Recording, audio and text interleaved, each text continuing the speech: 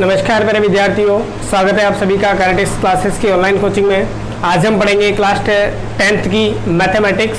और class 10th की mathematics में मैं आपको पॉलिनोमियल्स यानी कि बहुपद, लीनियर इक्वेशन इनटू वेरिएबल यानी कि दो चर राशियों में रैखिक बहुपद, और असमीकाएं यानी कि आइडेंटिटीज, और ट्रिग्नोमेट्री त्रिकोणमिति आपको 3 चैप्टर कंप्लीट करा चुका हूँ। आज हम पढ़ेंगे एक नया चैप्टर कोऑर्डिनेट ज्योमेट्री यानी कि निर्देशांक ज्यामिति। और निर्देशांक ज्यामिति जो चैप्टर है आपका, ये आरबीएसई सीबीएसई दोनों ही बोर्ड के लिए बहुत इंपॉर्टेंट चैप्टर है। देखिए स्टार्ट करते हैं। निर्देशांक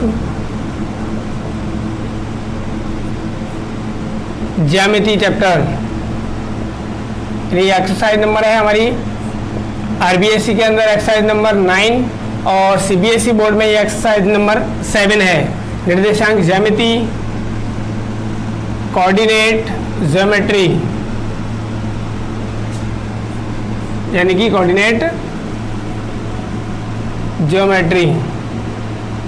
तो देखिए कोऑर्डिनेट ज्योमेट्री हम लोग स्टार्ट करते हैं। क्या है कोऑर्डिनेट ज्योमेट्री या निर्देशांक ज्यामिति क्या है? अगर इसके डेफिनेशन आपके बारे में पूछा जाता है तो आप क्या बोलोगे कि वह ज्योमेट्री या वह ज्यामिति, या फिर मैं कहूँ कि गणित की वह शाखा, मैथमेटिक्स की वह ब्रांच, गणित की वह शाखा जिसमें ज्यामिति के अंदर और बीजगणित को पढ़ा जाता है, जिसमें ज्यामिति में किसको पढ़ा जाता है? बीजगणित को काम में लिया जाता है। यानी कि ज्योमेट्री के अंदर जहाँ पर एलजेब्रा काम में ली जाती है, एलजेब्रा बीजगणित जो मैथमेटिक्स है वो काम में ली जाती है, उससे हम लोग क्या कहते हैं?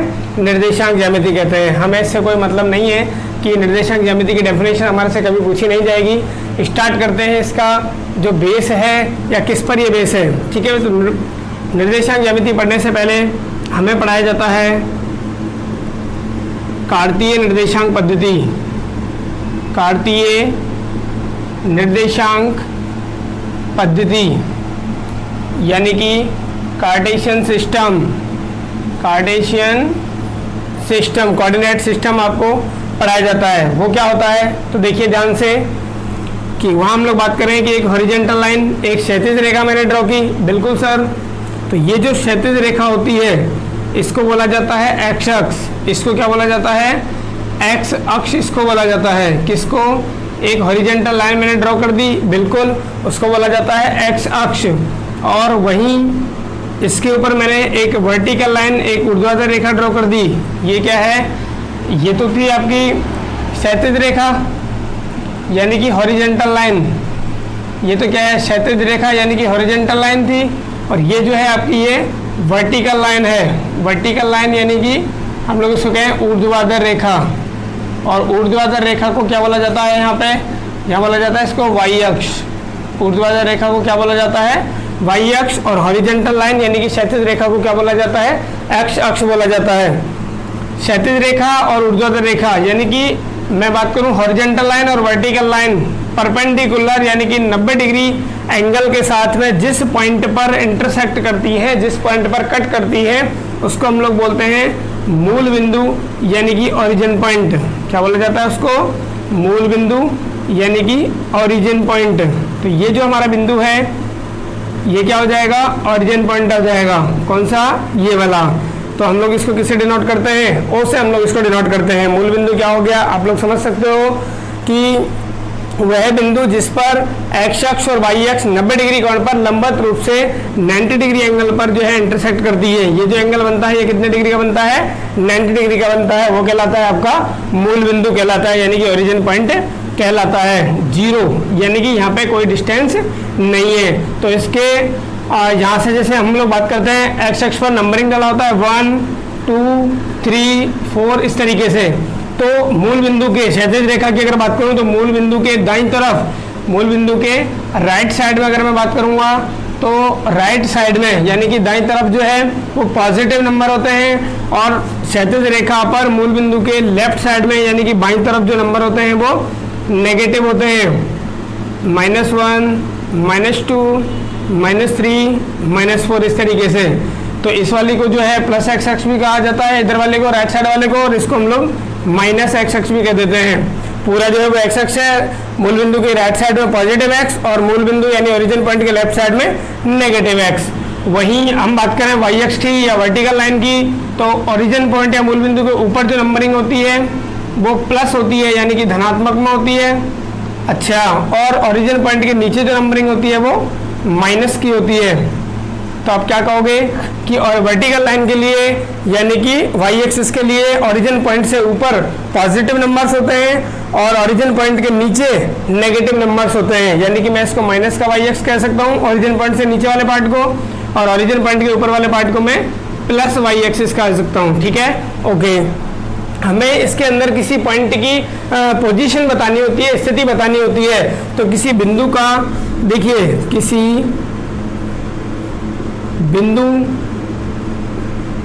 की स्थिति अगर आपको बतानी हो कार्टेशियन सिस्टम में तो वो कैसे बताई जाती है, या मैं कहूँ कि उस बिंदु के निर्देशांक कैसे लिखे जाते हैं, उसके कोऑर्डिनेट किस तरीके से लिखे जाते हैं। तो उसके लिए आप याद रखोगे कि ब्रैकेट में x, y लिखा जाता है। उसके लिए हम लोग क्या यूज करते हैं, किसी पॉइंट का अगर आपको पोजीशन ड्रॉ करना है कार्टेशियन सिस्टम में या उसका कोऑर्डिनेट आपको बताना है तो किस तरीके से बताते हैं, x, y से बताते हैं। ठीक है, अच्छा तो देखिए यहाँ पर अगर मैं बात करूँ थोड़ा सा, तो इस कोऑर्डिनेट के अंदर x क्या होता है, तो x होता है y एक्सिस से उस पॉइंट की परपेंडिकुलर डिस्टेंस, यानी कि x जो है, वैसे इसका नाम मैं आपको बता दूं तो बोला जाता है इसको भुज, यानी कि एफ सीसा इसको बोला जाता है। क्या बोला जाता है इसको, एफ सीसा इसको बोला जाता है, ABSCISS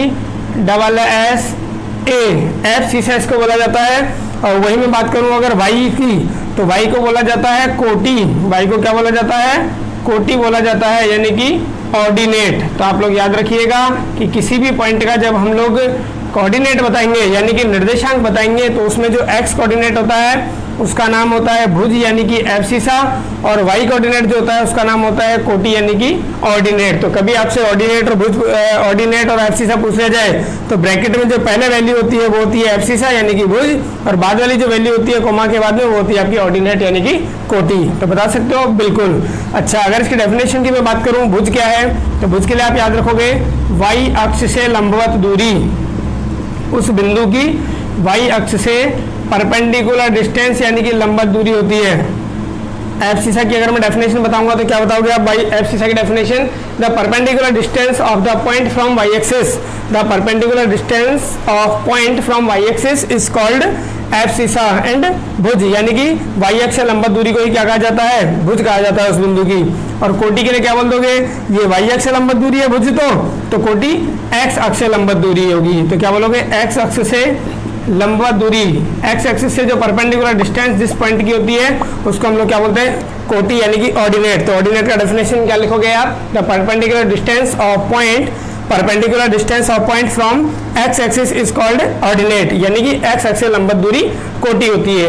तो चलिए देखते हैं हम लोग एक बिंदु, देखिए कि मैंने यहाँ पर एक बिंदु कंसिडर कर लिया है P, एक बिंदु मैंने यहाँ पर ले लिया, क्या P ले लिया। तो मैं आपसे पूछूं कि इसका कोऑर्डिनेट क्या होगा, तो आप क्या देखोगे कि इस पॉइंट की x एक्सिस से लंबवत दूरी क्या है और y एक्सिस से लंबवत दूरी क्या है, परपेंडिकुलर डिस्टेंस क्या है। तो ये आपका जो है y एक्सिस हो गया, और यहाँ से अगर मैं इस पॉइंट की परपेंडिकुलर डिस्टेंस देखूंगा, देखिए इस तरीके से कि ये पॉइंट है हमारे पास में, यहाँ से अगर ये हैंड जो है ये किसका काम कर रहा है, y एक्सिस का, तो पॉइंट से इस तरीके से परपेंडिकुलर डिस्टेंस होगा। तो ये जो डिस्टेंस है आपका ये वाला, ये क्या होगा सर, ये x कोऑर्डिनेट होगा। y एक्सिस से परपेंडिकुलर डिस्टेंस जो होता है ये होता है आपका x कोऑर्डिनेट। तो ये कितनी वैल्यू है आप ये देखोगे, ये वाली वैल्यू कितनी है, तो सामने देखोगे 2, कहाँ तक है 2 है। तो इस पॉइंट के कोऑर्डिनेट लिखेंगे हम लोग x, y। तो देखिए x y एक्स से लंबवत दूरी कितनी आ रही है सर, 2 आ रही है। अच्छा, और इसी पॉइंट की मुझे x अक्ष से परपेंडिकुलर डिस्टेंस ये आपका x एक्सिस हो गया। यहाँ से परपेंडिकुलर डिस्टेंस की बात करूँ तो ये हो जाएगी बिल्कुल इस तरीके से, देखिए डॉटेड लाइन को, ये हो गई हमारे पास परपेंडिकुलर डिस्टेंस, कहाँ से, x एक्सिस से हो गई। तो ये कितनी होगी सर, तो ये इतनी है डिस्टेंस, बिल्कुल सर। तो सामने अगर y एक्सिस पे देखूंगा तो ये कहाँ पर है, 3 पर है। तो यानी कि y की वैल्यू हमारे पास कितनी हो गई, 3 हो गई। तो इस तरीके से हम लोग किसी भी पॉइंट का कोऑर्डिनेट लिख सकते हैं या उसका निर्देशांक लिख सकते हैं। जहाँ जो पहले वैल्यू आई है एक्स की वो है आपके पास में क्या एफ सीसा यानी कि भुज हो गई, और बाद वाली जो आपका कोऑर्डिनेट आया है वाई वो क्या है आपका, ये है आपका ऑर्डिनेट यानी कि इसको कोटि कहा जाता है। तो आप लोग किसी पॉइंट का जो है कोऑर्डिनेट निकालना सीख सकते हो किस तरीके से कि वाई एक्स से लंबवत दूरी एक्स कोऑर्डिनेट होगा और एक्स एक्स से लंबवत दूरी उस पॉइंट की वाई कोऑर्डिनेट होगा। क्लियर है आप लोगों को? देखिए स्टूडेंट्स, बोर्ड पे आपको कोऑर्डिनेट ज्योमेट्री जो है ये शो कर रखा है। कार्तीय निर्देशांक जो पद्धति है हमारे पास वो शो रखी है। ये आपका एक्स अक्ष है ये कंप्लीटली, और ये जो है आपका ये वाई अक्ष है यानी कि इधर पॉजिटिव वाई हो जाएगा, इधर माइनस का वाई, इधर पॉजिटिव एक्स हो गया, इधर माइनस का एक्स हो गया। 4 पॉइंट आपको दे रखे हैं पी क्यू आर एस। इन पॉइंटों के आपको निर्देशांक बताने हैं। तो चलिए स्टार्ट करते हैं किस तरीके से आप पॉइंट के निर्देशांक बनाओगे। जैसे पी पॉइंट के आपको बताना है तो मैंने अभी आपको बताया था क्या करना है आपको, कि आपको लिखने हैं इसके एक्स वाई के रूप में कोऑर्डिनेट लिखने हैं। क्या आएंगे चलिए देखते हैं। तो P के लिए मैंने कहा वाई अक्ष से जो लंबवत दूरी होती है यानी कि perpendicular distance to the Y axis is X coordinate.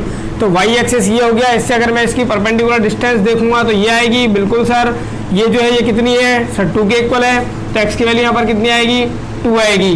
अच्छा, और वाई की वैल्यू अगर मुझे निकालनी है इसी पॉइंट के लिए तो ये हम लोग देखते हैं कि एक्स अक्ष से परपेंडिकुलर डिस्टेंस जो होती है वो वाई कोऑर्डिनेट होता है। एक्स अक्ष ये हो गई, इससे परपेंडिकुलर डिस्टेंस ये हो जाएगी। ये कितनी है सर इतना, तो इसको सामने देखूंगा तो कितना आएगा 1, यानी कि इसके कोऑर्डिनेट क्या हो गया आपके पास में 2,1 हो गया आपके पास में। और आपको क्या दिख रहा है ये कि 2 भी आपका कैसा है प्लस का है, और 1 कैसा है ये भी आपका प्लस का है, यानी कि एक्स जो है ये कोऑर्डिनेट भी आपका प्लस का है, और जो वाई कोऑर्डिनेट है ये भी आपका क्या है प्लस का है। यानी कि x और y दोनों कोऑर्डिनेट प्लस प्लस के हैं। तो मैं ये कह सकता हूँ कि इस वाले पार्ट में x की वैल्यू जो है वो 0 से ज़्यादा है और y की वैल्यू जो है वो भी क्या है 0 से ज़्यादा है, क्योंकि आपको दिख रहा है पॉजिटिव आ रहा है, और पॉजिटिव जो होता है नंबर वो 0 से क्या होता है ग्रेटर देन होता है, यानी कि 0 से बड़ा होता है। चलिए क्यू का देखते हैं इसी टाइप से। तो क्यू के लिए वाई एक्सिस से परपेंडिकुलर डिस्टेंस देखोगे सर ये हो गई बिल्कुल, तो एक्स कोऑर्डिनेट ये हो जाएगा। चलिए देखिए एक्स अक्ष पर ये कितना आया -2 आया। तो क्यू पॉइंट के लिए अगर मैं बात करूंगा तो क्यू पॉइंट के लिए आएगा सर एक्स की वैल्यू कितनी आई थी सर ये होगा हमारे पास में वाई एक्स से परपेंडिकुलर डिस्टेंस। अच्छा, इसको अगर मैं एक्स एक्स पर देखूंगा कितना आ रहा है -2, तो एक्स की वैल्यू कितनी आ गई है -2 आ गई है। अच्छा, इसको सामने देखूंगा इस तरीके से, यानी कि एक्स एक्स से इसकी परपेंडिकुलर डिस्टेंस देखूंगा ये आ गई, और इसको सामने देखूंगा वाई एक्स पर किस पॉइंट पर ये, तो वाई पर ये 2 पर है, ये हो जाएगा मेरे पास में प्लस का 2। यानी कि यहाँ से मुझे पता लग रहा है कि एक्स कोऑर्डिनेट है वो तो माइनस का है, और जो वाई कोऑर्डिनेट है वो कैसा है प्लस का है। यानी कि मैं कह सकता हूँ कि एक्स की जो वैल्यू है वो तो 0 से कम आएगी, और यहाँ जो वाई की वैल्यू है वो 0 से क्या आएगी ज़्यादा आएगी। चलिए बहुत अच्छा।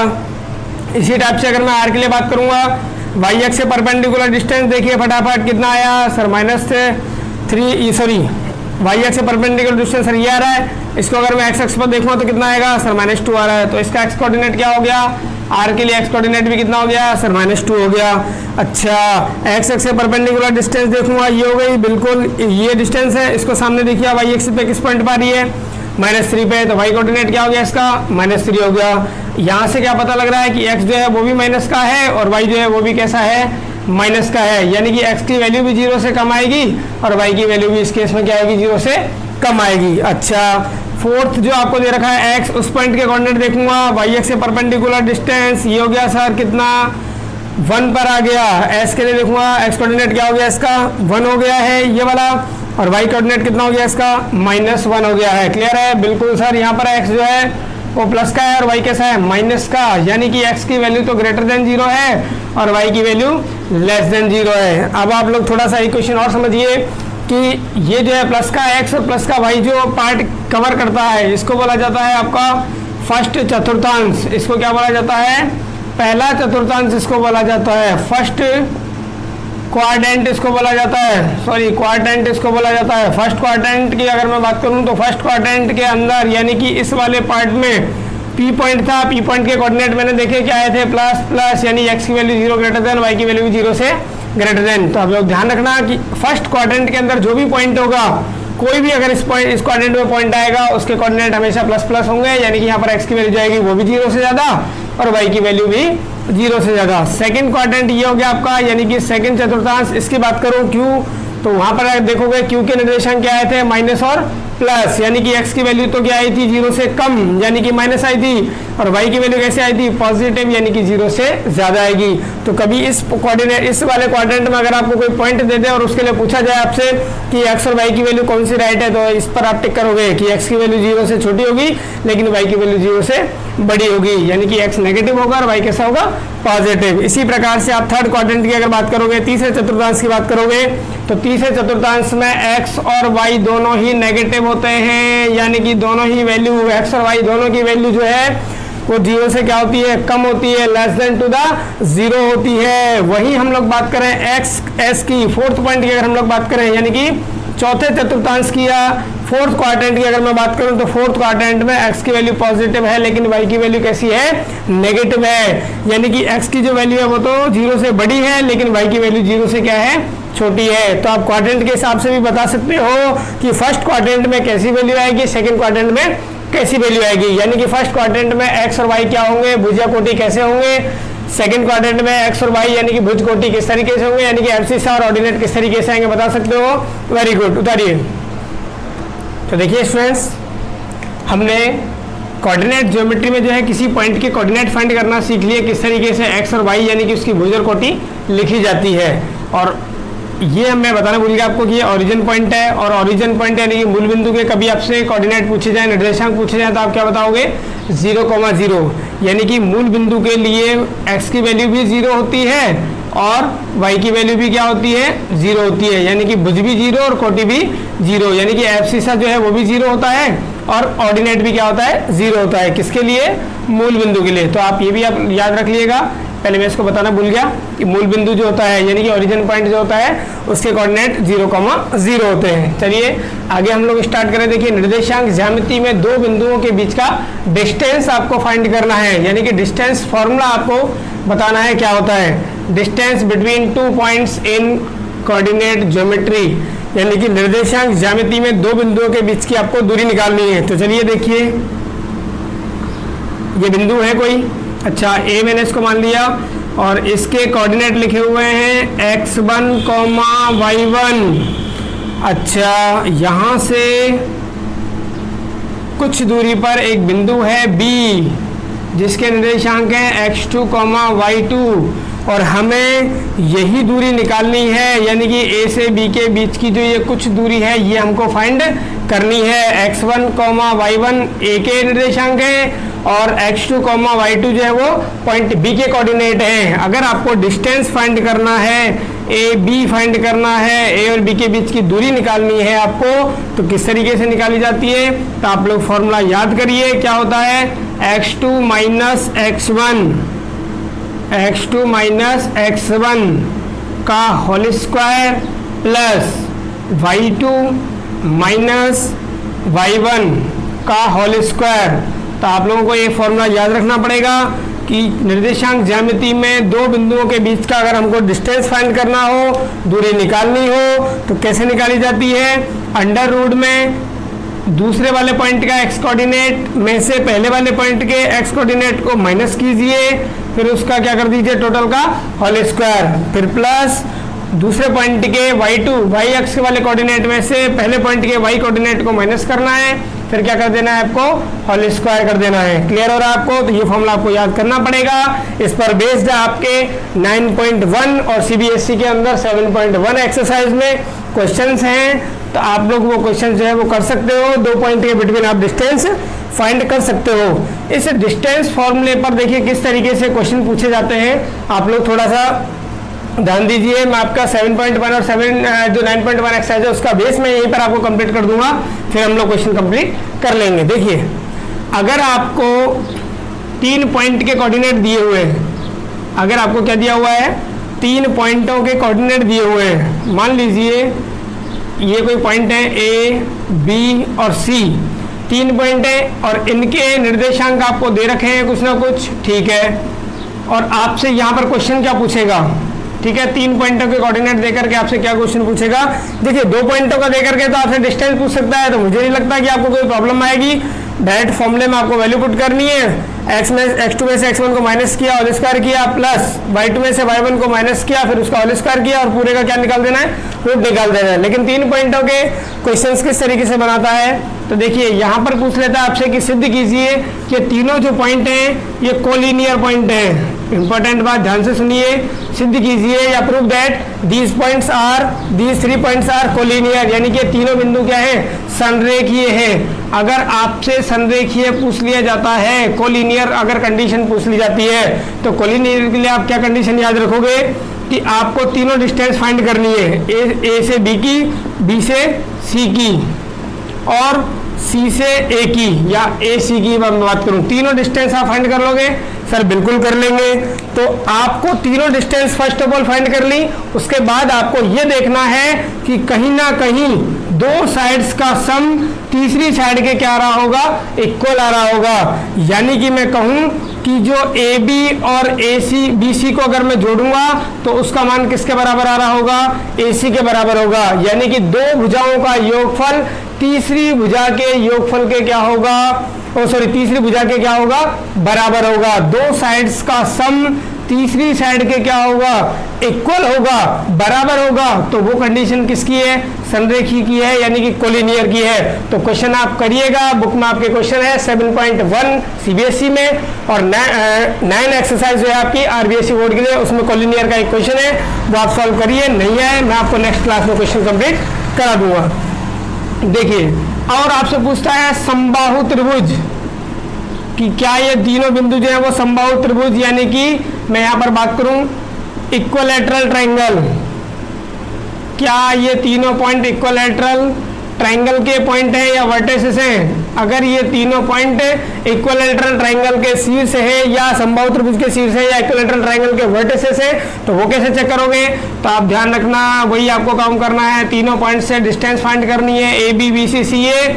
तो ए बी बी सी सी ए, ये जब डिस्टेंस आप फाइंड कर लोगे तो अगर ये तीनों डिस्टेंस बराबर आती है, अगर ये तीनों डिस्टेंस क्या आती है, बराबर आती है, तो आप कह सकते हो कि ये तीनों पॉइंट क्या है, समबाहु त्रिभुज के शीर्ष हैं। किसके शीर्ष हैं ये?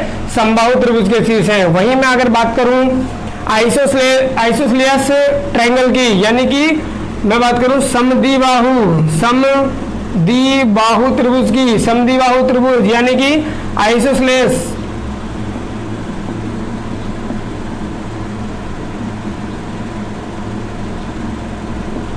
ट्रायंगल की अगर मैं बात करूं, समद्विबाहु त्रिभुज की अगर मैं बात करूं, तो समद्विबाहु त्रिभुज की दो साइड्स इक्वल होंगी, ए बी निकालना, बी सी निकालना और ए सी निकालना, कोई ना कोई दो साइड आपकी इक्वल होंगी। क्यों ओनली? ध्यान रखना, तीनों साइड इक्वल होंगी तो समबाहु होगा, लेकिन अगर कोई भी दो साइड इक्वल होंगी तो वो कैसा ट्रायंगल होगा, समद्विबाहु त्रिभुज होगा। तो याद रखना कि समद्विबाहु या आइसोसेलेस ट्रायंगल अपने को चेक करना हो तो दो साइड इक्वल आएंगी, ठीक है। अच्छा सर, वहीं अगर हम लोग बात करें विषमबाहु त्रिभुज, जिसकी कोई भी साइड इक्वल नहीं होती है। अच्छा, और एक केस और आपसे पूछा जा सकता है, क्या ये तीनों पॉइंट समकोण त्रिभुज के शीर्ष हैं, यानी कि क्या ये राइट एंगल ट्रायंगल के वर्टिसेस हैं? राइट एंगल ट्रायंगल की अगर मैं बात करूं तो राइट एंगल ट्रायंगल की कंडीशन क्या होती है? वही कंडीशन, पहला केस आपको क्या करना है, ए बी बी सी सी ए, तीनों आपने डिस्टेंस फाइंड कर ली, बिल्कुल कर ली सर। इनका तीनों का स्क्वायर करना, A B square, B C square, C A square, तीनों का स्क्वायर कर लिया, बिल्कुल कर लिया। तीनों का स्क्वायर करने के बाद में आप देखना कि दो स्क्वायरों का योगफल तीसरे स्क्वायर के क्या होगा, इक्वल होगा। यानी कि एक तरीके से मैं कहूं तो ये पाइथागोरस जो प्रमेय होती है, यानी कि कर्ण का स्क्वायर बराबर अदर स्क्वायर का अदर स्क्वायर प्लस लंबे स्क्वायर के बराबर होता है, वहीं उस कंडीशन को ये सेटिस्फाई करते हैं। यानी कि किसी भी एक साइड का सम जो स्क्वायर जो है, किसी भी एक भुजा का या एक साइड का जो स्क्वायर है, वो दोनों साइड्स के, बाकी दोनों साइड्स के स्क्वायर्स के सम के क्या होगा, इक्वल होगा। यानी कि ये हो सकता है आपका कि एक साइड का जो स्क्वायर है वो बाकी दोनों साइडों के स्क्वायर के सम के इक्वल होगा। एक भुजा का वर्ग बाकी दोनों भुजाओं के वर्गों के योग के क्या होगा, बराबर होगा। तो 3 पॉइंट वाली कंडीशन आपको समझ में आई होगी किस तरीके से आपका क्वेश्चन पुटअप किया जा सकता है। तो आप लोग क्वेश्चन सॉल्व कीजिएगा 3 पॉइंटों के लिए। आगे हम डिस्कस करेंगे 4 पॉइंट के लिए। देखिए स्टूडेंट्स, दो पॉइंटों के लिए हमने देखा था कि दो पॉइंटों के कोऑर्डिनेट अगर दिए हुए और उनके बीच का डिस्टेंस अगर आपको फाइंड करना है तो ए बी, जैसे ए पॉइंट के कोऑर्डिनेट है, बी पॉइंट के कोऑर्डिनेट है और डिस्टेंस फाइंड करना है तो क्या करेंगे हम लोग, x2 माइनस x1 का whole square plus y2 minus y1 का होल स्क्वायर। और तीन पॉइंटों की कंडीशन मैंने आपको पढ़ ली थी कि अगर तीन पॉइंट आपको गिवन हो तो उनका डिस्टेंस निकाल करके आपसे प्रूव करा सकता है कि ये जो आपके पॉइंट है क्या ये किसी राइट एंगल ट्राइंगल के वर्टिसेस हैं या हम लोग कहें इक्विलैटरल ट्राइंगल के वर्टिसेस हैं या आइसोसेलेस ट्राइंगल के जो है वर्टिसेस हैं। तो इस तरीके से आपसे तीन के हम या कोलिनियर है तीनों, तो वो हमने कंडीशन आपको बता दी। चौथे, अगर आपको ये दिया हुआ है कि चार पॉइंट अगर आपको गिवन हो ए बी सी डी, चार पॉइंट अगर आपको गिवन है, इनके चारों के कोऑर्डिनेट आपको दिए हुए हैं और अगर आपसे पूछा जाए कि क्या ये आयत है या रेक्टेंगल है, या आपसे पूछ ले क्या ये वर्ग है या स्क्वायर है, क्या ये समचतुर्भुज है या रोम्बस है, इस तरीके से अगर आपसे क्वेश्चन पूछ लिया जाए तो फिर क्या करोगे। तो पहला क्या है आपका, जैसे चार पॉइंट अपने को गिवन है ए बी सी डी, तो पहला काम है हमारे को ए बी डिस्टेंस फाइंड करना, बी सी फाइंड करना और A B B C C D find करना और डी ए फाइंड करना। चारों डिस्टेंस हम लोगों ने फाइंड कर ली, बिल्कुल सर। अगर पहली कंडीशन अगर आपको चेक करनी हो कि क्या ये आयत है, यानी कि क्या ये वर्टेक्स, ये जो पॉइंट है ये रेक्टेंगल या किसी आयत के अगर शीर्ष है, तो उसके लिए क्या करेंगे कि हम लोग आयत की कंडीशन आप जानते हो कि आयत के लिए आमने सामने की भुजाएं क्या होती है, बराबर होती है। यानी कि जो ए बी है ये किसका बराबर होगा, सी डी के। ए बी जो है वो किसका बराबर होगा, सी डी के। ए बी बराबर होगा किसके, सी डी के। और ये जो बी सी है आपका, बी सी बराबर होगा किसके, ए डी के। बी सी बराबर होगा किसके, ए डी के। यानी कि आमने सामने की भुजाएं अगर बराबर हैं और दूसरी बात अगर उनके विकर्ण भी क्या हैं, बराबर हैं। विकर्ण यानी कि डायगोनल्स, यानी कि ए सी और बी डी, ए सी और बी डी ये भी अगर आपके इक्वल है तो वो क्या हो जाएगा, आपका रेक्टेंगल हो जाएगा। तो ध्यान रखना आपको रेक्टेंगल यानी कि आयत अगर आपको सिद्ध करना है, चार पॉइंट अगर आपके ये आयत के हैं या रेक्टेंगल के हैं तो क्या करोगे आप, चार डिस्टेंस तो ये फाइंड करोगे, साथ में आपको ए सी और बी डी पॉइंट को काम में लेकर के ए सी और बी डी भी फाइंड करना है। यानी कि इनके डायगोनल्स भी आपको निकालने हैं और डायगोनल्स निकाल लोगे, डायगोनल अगर आपके बराबर आते हैं और आमने सामने की भुजाएं बराबर आते हैं तो आप कह सकते हो कि वो रेक्टेंगल है। अगर आमने सामने की भुजाएं बराबर नहीं आती है या डायगोनल बराबर नहीं आते हैं तो आप कैसे कह देना कि वो रेक्टेंगल या आयत नहीं है। वहीं अगर हम लोग बात करें स्क्वायर की तो चारों डिस्टेंस तो हमको यहाँ फाइंड करनी है, साथ में जो मैंने कहा ए सी और बी डी, यहाँ पर भी आपको डायगोनल्स फाइंड करने पड़ेंगे।